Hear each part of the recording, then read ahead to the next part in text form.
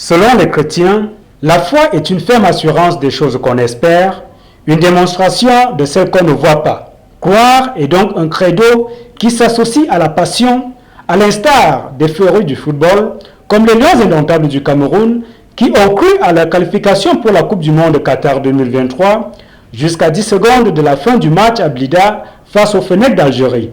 Les musulmans du monde, et ceux du Cameroun de manière singulière, ont une passion plus grande encore, celle de respecter les prescriptions du Très-Haut. Allah, pour éprouver ses fidèles, leur a recommandé de prendre chaque année, selon un calendrier particulier, un mois de privation et de pénitence. C'est le jeûne du Ramadan. Cette année, avec des incertitudes jusqu'à la fin de leur acte de foi, les érudits du Coran n'ont pas été surpris du jour de la fête. Ils ont scruté avec maestria le ciel de Yaoundé jusqu'à apprécier la lune.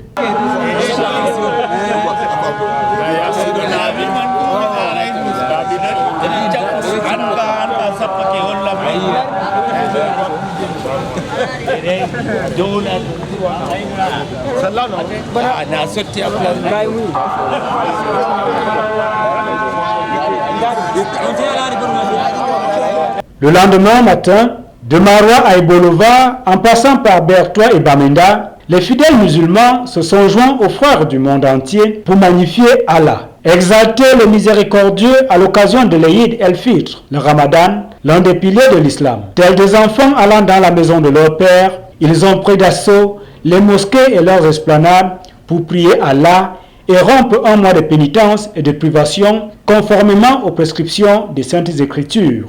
À la mosquée de la Cité Verte, l'imam principal, Yahya Mohamed Joda, dans sa prédication de circonstance, a rappelé aux adorateurs d'Allah de continuer les adorations. Et passer le message aux musulmans en leur recommandant de continuer les adorations, de ne pas abandonner après la fête. C'est-à-dire que ce n'est pas seulement pendant le Ramadan qu'on doit adorer Allah, mais on adore Allah à tout moment et à tout lieu. Donc ils doivent continuer et intensifier les adorations comme d'habitude. Il leur a ensuite donné les qualités d'un bon musulman, dont la tolérance et le respect des autres. Savoir aux musulmans qu'un bon musulman, c'est celui qui respecte les autres, qui a des bonnes relations avec les autres, qui n'est pas violent et qui est quelqu'un de tolérance et qui supporte aussi, c'est-à-dire les coups des autres, et ça sans réagir négativement. Et il doit aussi toujours être quelqu'un de confiance. Il doit être quelqu'un qui aime tout le monde sans distinction de confession, pas parce qu'il est musulman ou n'est pas musulman, et surtout les voisins, que ce soit musulman ou non, femme ou homme, il faut respecter tout le monde et puis surtout il faut être généreux envers eux. Il faut aussi, c'est-à-dire faire les efforts pour que les gens restent dans la paix. Yahya Mohamed Joda leur a enfin recommandé de penser à autrui, au pays, dans leurs invocations. Les musulmans adorent Allah 5 fois par jour ou plus. Alors à chaque fois on a les occasions de faire les adorations. Et ces adorations-là, il ne faut pas alors qu'on devienne chiche.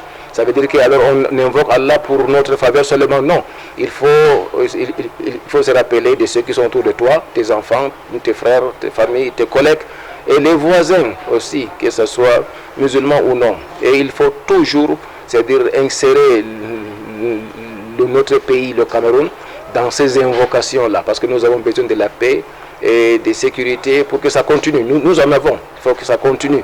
On demande à Allah pour que ça continue.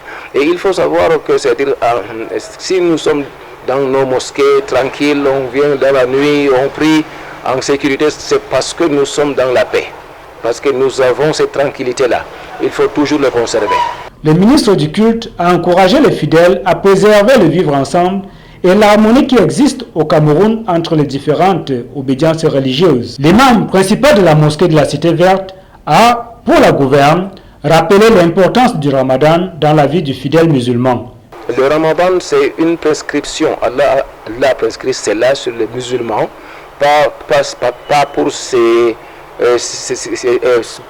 pas à cause des problèmes sanitaires par exemple, ou bien parce qu'on avait commis un péché, mais plutôt ce sont des épreuves. Allah éprouve ses serviteurs avec ce qu'il veut pour voir est-ce que nous allons obéir à ces recommandations ou non.